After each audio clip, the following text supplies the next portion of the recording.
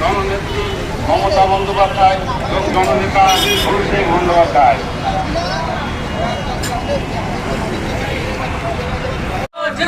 তৃণমূল রাজপথে বিজেপি হুঁশিয়ার, তৃণমূল রাজপথে বিজেপি হুঁশিয়ার। 21 জুলাই দলে দলে যোগ দিন, 21 জুলাই দলে দলে যোগ দিন।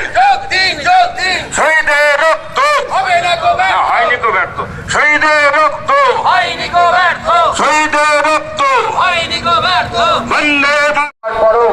মানুষের জন্য কোনো কাজ তাদের কাছে পৌঁছে না দেওয়ার পরে মানুষ যখন এর প্রতিবাদে সকলে সোচ্চার, তখন তারা ঠিক করেছে যেভাবেই হোক এর মূলে আছে আজকে বাংলার উন্নয়ন, বাংলার উন্নতি, বাংলার মানুষের সমস্ত কাজ।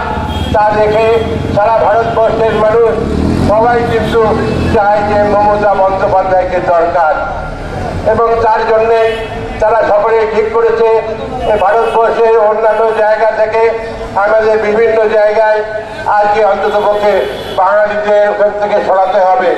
বাঙালি হাটাও, আজকে তারা আবেদন জানাচ্ছে না, তারা জোরপূর্বক আমাদের এই জায়গায় দাঁড়িয়ে সমস্ত জায়গা থেকেই বাংলায় কথা বললে তাদের সেখান থেকে আজকে ভারতবর্ষের বিভিন্ন প্রান্ত থেকে, তার মধ্যে অন্যতম জায়গাগুলো হচ্ছে এটাই।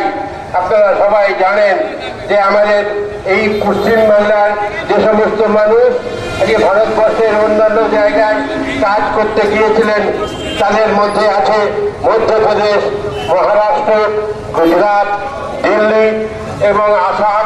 এই সমস্ত বিভিন্ন জায়গায় যারা কাজ করতে গিয়েছেন তাদেরকে সেখান থেকে আজকে গ্রেপ্তার করে নিয়ে এসে বাংলাদেশে পাঠিয়ে দেওয়ার ব্যবস্থা হয়েছে, এবং নয় করে দেশের স্বাধীনতার লড়াইয়ে আমাদের মধ্যে ভাগাভাগি হয়ে যায়, এবং তারা সিদ্ধান্ত নেয় যে আমাদের বাংলাদেশ আজকে দুটো জায়গায় ভাগ হবে।